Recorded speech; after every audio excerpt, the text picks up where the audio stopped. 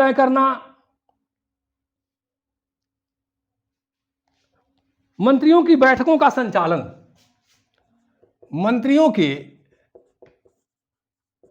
बैठकों का संचालन, मंत्रिमंडल की बैठक कहां होगी, कब होगी, ये सारा निर्णय पीएम करता है। सभापतित्व करना, उसकी अध्यक्षता करना, प्रधानमंत्री उन बैठकों का सभापतित्व करता है, पूरा नियंत्रण स्थापित करता है। मंत्रिमंडल में एकता बनाए रखना, एकता, क्योंकि अलग अलग क्षेत्रों से अलग अलग विभागों के लोग होते हैं, तो उसमें एकता बनाए रखना, अनुशासन बनाए रखना, अनुशासन बनाए रखना। प्रधानमंत्री का कार्य है एजेंडा तय करना, एजेंडा का मतलब होता है कि प्रधानमंत्री जो तय कर देगा उसी पे आपको बैठक में उसी पे चर्चा होनी है, आप अलग से नहीं शुरू कर देंगे। जैसे पीएम ने मंत्रिमंडल की बैठक बुलाई और कहा भाई आज इस पर चर्चा होगी कि भारत में गैस का दाम बढ़े कि ना बढ़े, तो कोई मंत्री जब उसने एजेंडा तय कर दिया तो शुरू नहीं कर देगा कि साहब पाकिस्तान के साथ युद्ध की क्या हालत है, तो चीन में कोरोना फैला है, नहीं। अगर प्रधानमंत्री ने मीटिंग में एक एजेंडा तय कर दिया है तो सारे मंत्रिमंडल के सदस्य जिन वो मीटिंग में शामिल हैं वो उसी एजेंडा पे बात करेंगे। तो एजेंडा तय करना, तो मंत्रिमंडल की बैठक कब होगी, कहां होगी, ये सब वो तय करेंगे। सभा प्राय सप्ताह में एक बार मीटिंग होती है, लेकिन उससे अधिक भी हो सकती है, पीएम तय करते हैं, उसका अध्यक्षता करते हैं, उसमें एकता बनाते हैं, उनका अनुशासन बनाए रखते हैं, एजेंडा तय करते हैं।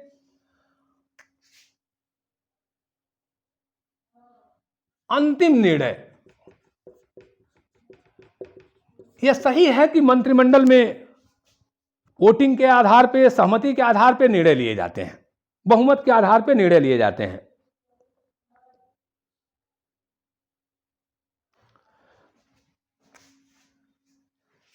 लेकिन एक चीज और क्लियर कर दूं, समन्वय, प्रधानमंत्री कोऑर्डिनेशन स्थापित करता है, समन्वय स्थापित करता है, सामंजस्य स्थापित करता है, मंत्रिमंडल को समय समय पर निर्देश देता है,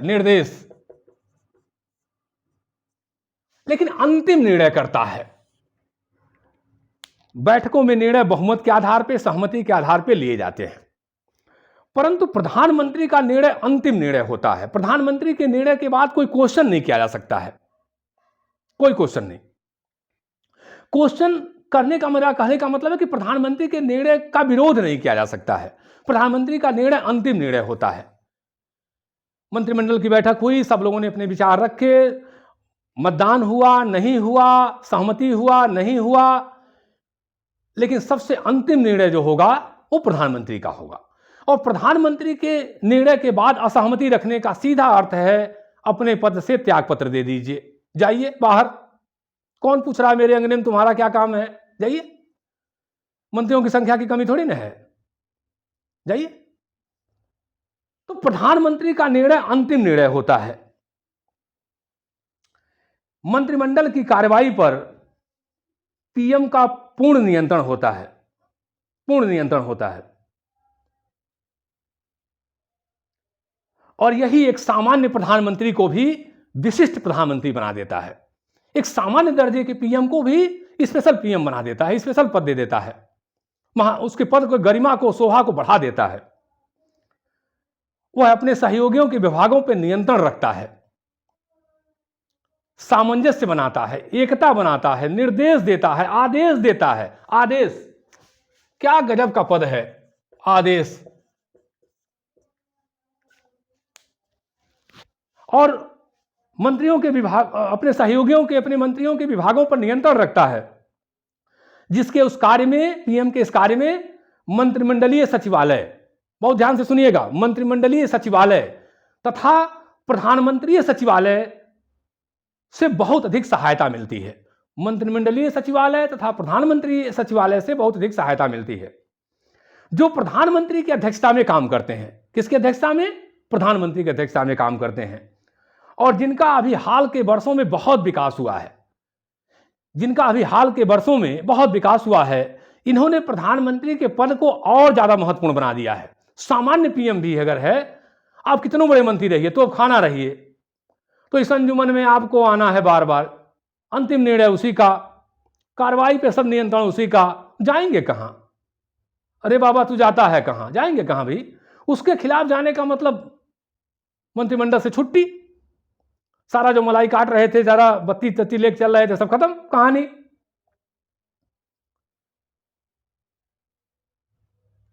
अगला है उसका व्यवस्थापिका शक्तियां। ये सब जो हम चर्चा कर रहे थे कार्यपालिका शक्तियां थी, अब है व्यवस्थापिका शक्तियां। व्यवस्थापिका शक्तियां, अब तक जो शक्तियां थी वो कार्यपालिका थी।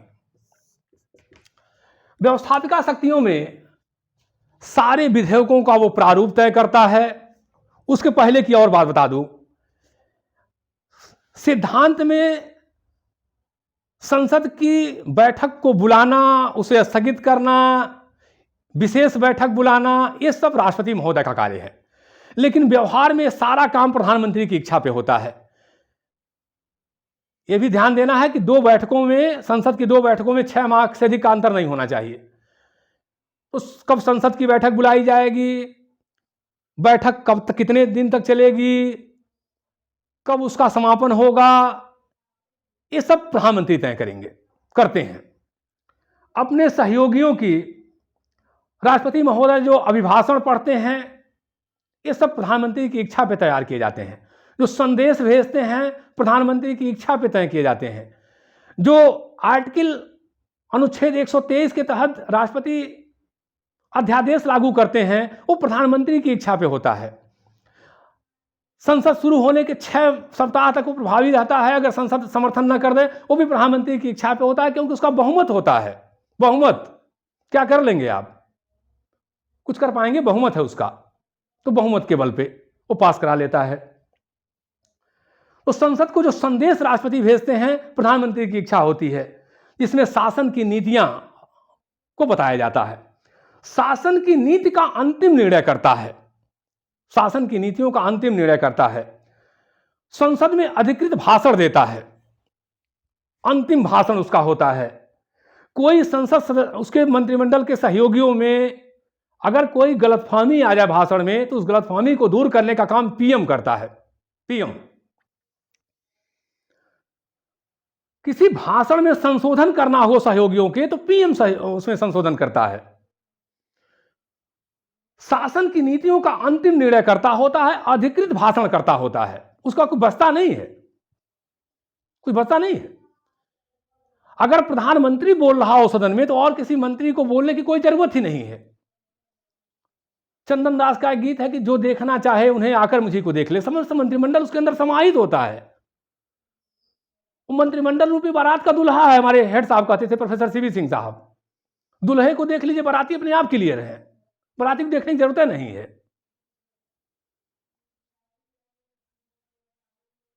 मंत्रिमंडल रूपी मेहराब के कुंजी वाला पत्थर है। मंत्रिमंडल रूपी जहाज का चालक है, टीम का कप्तान है। अगर वो बोल दिया तो उसका निर्णय अंतिम बोलना है, अंतिम निर्णय है।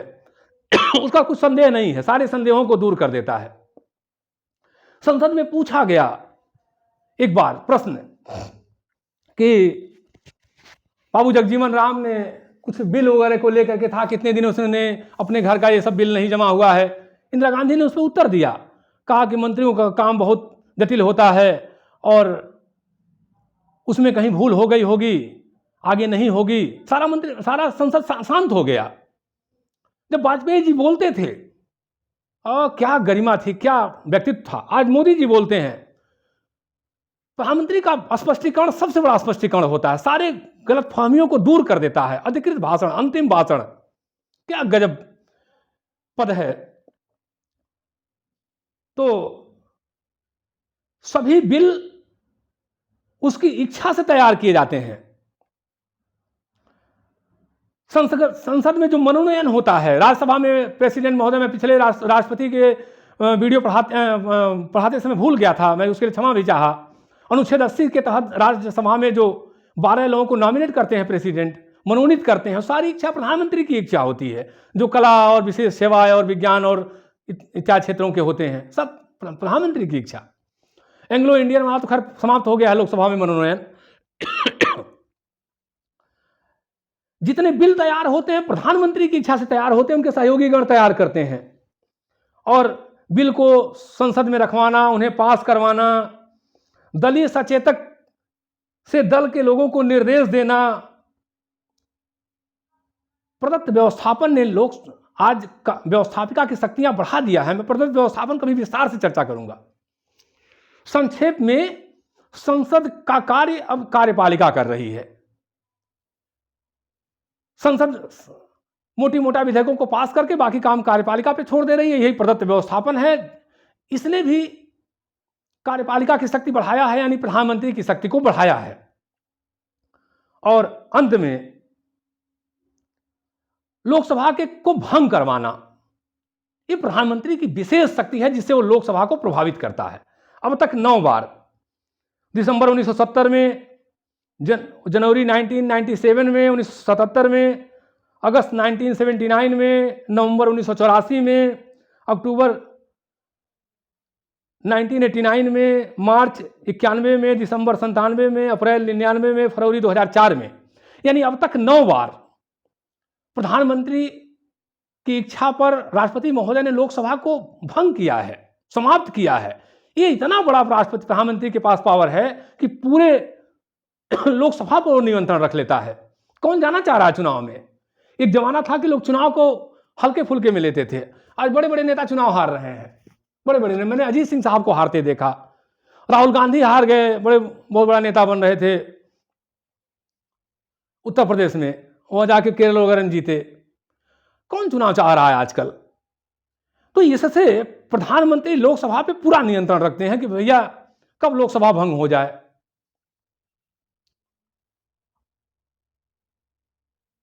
और अगर प्रधानमंत्री को पद से हटाना है और लोकसभा में उसका बहुमत है, फिर क्या, कैसे हटा पाएंगे आप? तो लोकसभा को भंग करना और लोकसभा के कार्यकाल को बढ़ाना। 1976 में, 1976 में 2 बार इंदिरा जी ने 1-1 साल लोकसभा के कार्यकाल को बढ़ाया। ये बातें बता रही हैं कि प्रधानमंत्री का संसद में विशेष अधिकार है, खासकर लोकसभा के बढ़ाने को, कार्यकाल को बढ़ाना, उन्हें हटाना, विधेयक पास करवाना। और यदि उसका राज्यसभा में भी बहुमत है, फिर क्या पूछना है, बम है, फिर जो चाहे विधेयक पास करवा लेगा। जैसे इसमें मोदी जी का है, मोदी जी सरकार का बहुमत है। राज्यसभा में पूर्ण बहुमत नहीं है, लेकिन मोदी जी इतने व्यक्तित्व के आभामंडल उनका प्रखर है, इतना उनके पास अमित शाह जैसे लोग हैं कि लोकसभा में तो बम है ही है, राज्यसभा में भी बम है, जो चाह रहे विधेयक पास करवा ले रहे हैं। विपक्ष को थोड़ा भ्रम था अनुच्छेद 370 वगैरह पे कि पास नहीं हो पाएगा, सब भ्रम दूर हो गया। मोदी जी के सामने ये लोग खड़े हो पाएंगे? अब वित्त विधेयक को लेकर के प्रधानमंत्री की शक्तियां, वित्त विधेयक भले ही वित्त मंत्री तैयार करता हो, मंत्रिमंडल के सहयोगी गण मदद करते हो, लेकिन सारा प्रधानमंत्री की इच्छा पे है। और वित्त विधेयक को लेकर तो राज्यसभा की स्थिति और कमजोर है, 14 दिन रोक सकते हैं, राष्ट्रपति महोदय रोकेंगे ही नहीं। लोकसभा में प्रधानमंत्री का बहुमत होता है, जितना चाहे जैसे चाहे वित्त विधेयक पास करवा ले, क्या पूछना है। न्यायिक शक्तियां कहने के लिए तो प्रधानमंत्री के पास कोई न्यायिक शक्तियां नहीं है ऑन पेपर, बाय कॉन्स्टिट्यूशन, लेकिन व्यवहार में हाई कोर्ट, सुप्रीम कोर्ट के जजेस की नियुक्तियां हों, जितनी ज्यादा क्षमादान करते हैं राष्ट्रपति महोदय, मृत्युदंड वगैरह कम करना और सब कम करना, सजा कम करना, तमाम चीजों पे प्रधानमंत्री की इच्छा काम करती है।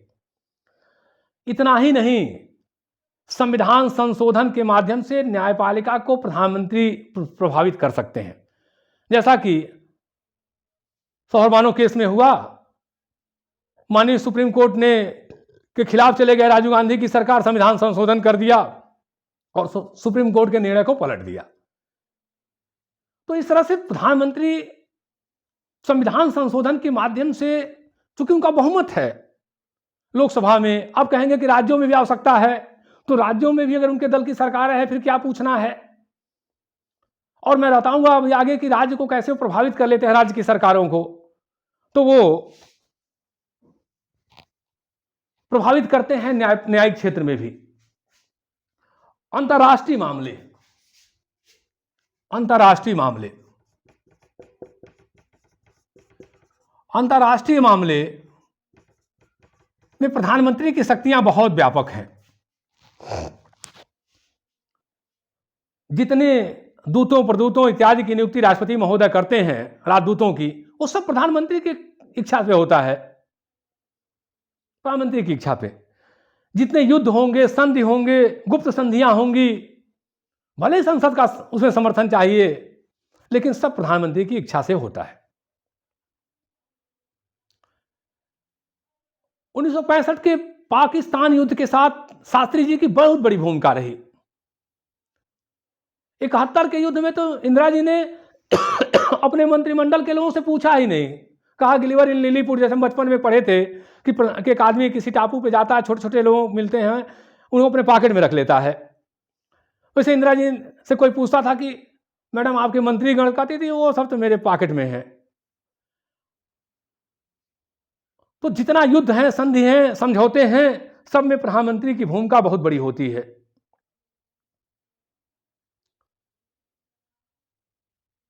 वाजपेयी जी कारगिल युद्ध के समय उनकी बहुत विशेष भूमिका रही। लाहौर बस यात्रा रही, उसमें बहुत विशेष भूमिका रही। तो जितने युद्ध हैं, संधि हैं, बहुत सारी गुप्त संधियां होती हैं, किस देश के साथ क्या संबंध होगा। आज पुतिन जी कह रहे हैं कि वाह अरे मोदी जी, अमेरिका से भी अच्छे संबंध और रूस से भी अच्छे संबंध। आज मोदी जी की पूरी दुनिया तारीफ कर रही है। पूरी दुनिया में सबसे लोकप्रिय प्रधानमंत्री, सबसे लोकप्रिय नेता का दर्जा अभी सर्वे में आया है मोदी जी के। तो जितना, और एक चीज और क्लियर कर दूं कि अंतर्राष्ट्रीय मामलों में जो सबसे बड़ा निर्णय करता होते हैं वो प्रधानमंत्री होते हैं, सबसे बड़ा। ठीक है, युद्ध वगैरह में लोकसभा संसद का समर्थन चाहिए, मानता हूं, बहुमत है भैया उनका, कोई मामूली बात थोड़ी ना है संसद में। तो सारी भूमिका प्रधानमंत्री तय करते हैं। प्रधानमंत्री दल का नेता होता है, दल का नेता अपने दल का नेता होता है, दलीय आधार पे। आज दलीय अनुशासन है, और दलीय अनुशासन ने, इसका आलोचक कहते हैं कि इससे लोकतंत्र पर कुठाराघात हो रहा है, तानाशाही बढ़ रही है, सब आलोचना होती है, आलोचना करनी भी चाहिए, लोकतंत्र में कोई दिक्कत नहीं है। लेकिन दल के नेता होने के नाते प्रधानमंत्री की भूमिका बहुत बड़ी होती है, क्योंकि जो पार्टी में जो उनके मेंबर्स हैं, चाहे वो राज्यसभा में हो, लोकसभा में हो, कहीं हो, उनके इच्छा से काम करेंगे। दलीय अनुशासन हो गया है, तो दलीय नेता के रूप में बड़ी भूमिका है। लोकसभा का नेता, लोकसभा का नेता होता है, लोकसभा में अंतिम निर्णय करता, लोकसभा का नेता। संसद का नेता, प्रधानमंत्री संसद का नेता होता है। संसद का नेता, देश का सर्वोच्च नेता वो शासक, देश का सर्वोच्च नेता होता है, शासक होता है। शासन की सारी नीतियों को वही निर्धारित करता है, अंतिम निर्णय करता है, सारा विधेयक पास करवाता है, अधिकृत उसका भाषण एकदम अंतिम अधिकृत भाषण होता है। पंडित नेहरू ने कहा था लॉर्ड माउंटबेटन से देश की आजादी के समय कि मैं आपका अपने दल की तरफ से, अपने पार्लियामेंट की तरफ से, हालांकि तो पार्लियामेंट को संविधान सभा कहा जाता था, एक उसका रूप था, यानी अपने तरफ से, अपने दल की तरफ से, अपने देश की तरफ से आपका स्वागत करता हूं। जब 14 अगस्त की रात में हस्ताक्षर हुए थे तो नेहरू जी भारत के प्रधानमंत्री के रूप में ऐसे कह के स्वागत किया था लॉर्ड माउंटबेटन का। तो प्रधानमंत्री देश की जनता का नेता होता है, संसद का नेता होता है। राज्य चाहे देश की जनता हो संसद हो, राज्य सरकारें हो, चाहे प्रधानमंत्री का स्वयं का दल हो, हर कोई अपने नेतृत्व के लिए, अपने मार्गदर्शन के लिए प्रधानमंत्री की ओर देखता है, जिससे उसकी शक्ति बढ़ जाती है, जिससे उसका पावर बढ़ जाता है। अब राज्यों से संबंधित शक्तियां, राज्यों से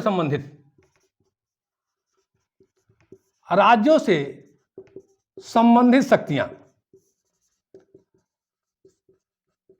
आपने देखा कि भारत की आजादी के बहुत दिन तक केंद्र और राज्य में मैक्सिमम कांग्रेस की सरकारें थी, और पंडित नेहरू या बाद में फिर इंदिरा जी जब तक चाहीं अपने मन माफिक राज्यों की राजनीति को प्रभावित किया। मुख्यमंत्री वो नियुक्त करते थे।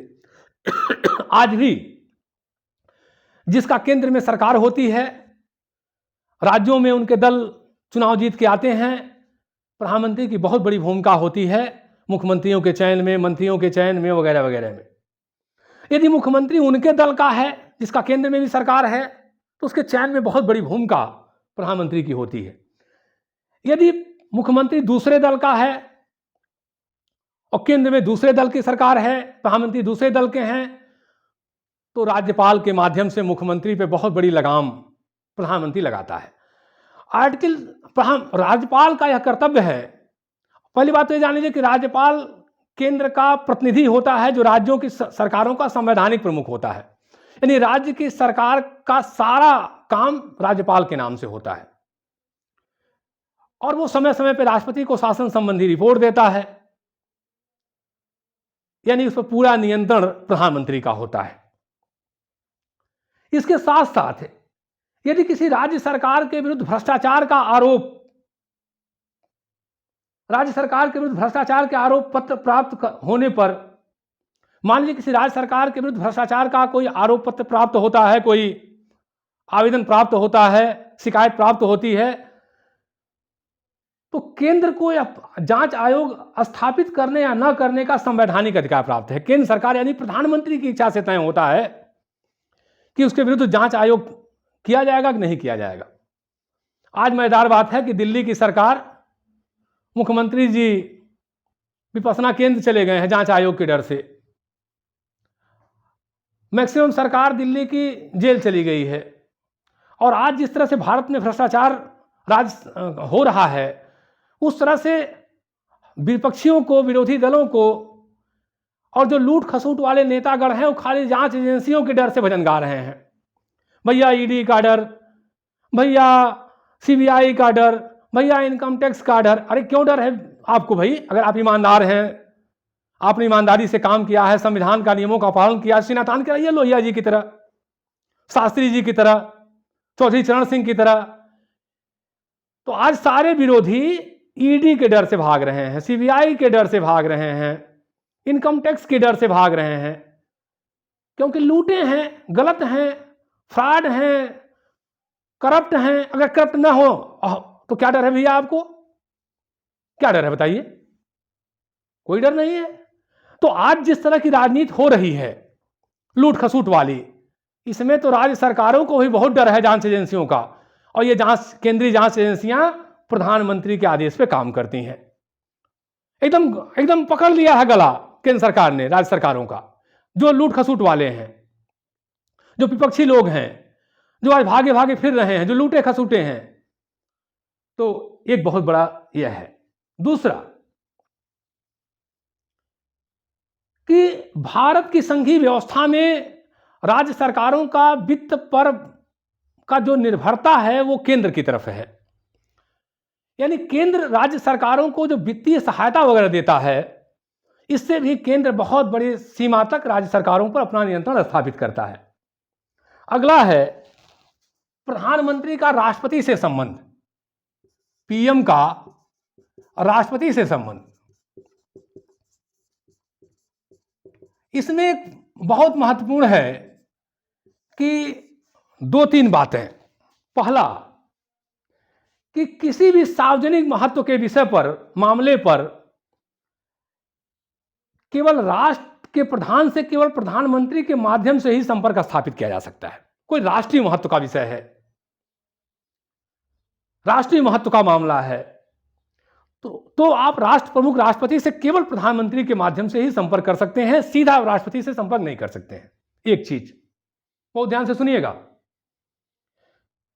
दूसरा कि यदि कोई मंत्री किसी ऑफिशियल काम के लिए, हम व्यक्तिगत की बात नहीं कर रहे हैं कि राष्ट्रपति महोदय के यहां कथा है और किसी मंत्री को बुला लिए हैं, उसकी बात हम नहीं कर रहे हैं। ऑफिशियल काम के लिए बिना प्रधानमंत्री की अनुमति के कोई भी मंत्री राष्ट्रपति से नहीं मिल सकता है। अब प्रधानमंत्री जी कथा सुन रहे हैं और मंत्रीगण को बुला लिए हैं प्रसाद पाने के लिए, वो बात अलग है, उनका व्यक्तिगत निर्णय है। उनके घर बर्थडे मनाया जा रहा है, वो अलग बात है। लेकिन किसी भी ऑफिशियल काम के लिए, संवैधानिक काम के लिए सीधा आप कोई भी मंत्री बिना प्रधानमंत्री की इच्छा के राष्ट्रपति से अनुमति के नहीं मिल सकता है। अब तीसरा जो सबसे महत्वपूर्ण है बात, वो है अनुच्छेद 78 में। ये बहुत ही महत्वपूर्ण है कि प्रधानमंत्री को शासन संबंधी सूचना देनी है राष्ट्रपति को। पीएम राष्ट्रपति को शासन संबंधी जो भी सूचना राष्ट्रपति मांगेंगे, राष्ट्रपति को शासन संबंधी सूचना देना है। यह बहुत महत्वपूर्ण है। यह ज्यादा महत्वपूर्ण तब हुआ था जब ज्ञानी जैल सिंह के साथ राजीव गांधी का बहुत विवाद हो गया था और राजीव गांधी ने की सरकार कहीं कहीं यह कहना शुरू कर दी थी कि राष्ट्रपति को 1 हफ्ता रहना है, और राष्ट्रपति महोदय कहते थे कि हमको प्रधानमंत्री को बर्खास्त करने में आधा घंटा काफी है, क्योंकि प्रधानमंत्री जो शिष्टाचार है, जो संसदीय अनुपालन है, आर्टिकल 78, इसके तहत उनसे सामान्य शिष्टाचार में मिलना जुलना भी छोड़ दिए थे। तो हम लोगों ने अपने विचार में लाया कि भाई ऐसा कौन सा संवैधानिक, और कई विशेषज्ञों से बात किया तो उन्होंने बताया कि साहब अनुच्छेद 78 जो है ये प्रधानमंत्री को बाउंड करता है, बाध्य करता है कि राष्ट्रपति को शासन संबंधी सूचना दें। चूंकि राजीव गांधी की सरकार ने सामान्य शिष्टाचार बंद किया था, तो ऐसा हो सकता था, हुआ नहीं, अच्छी बात है।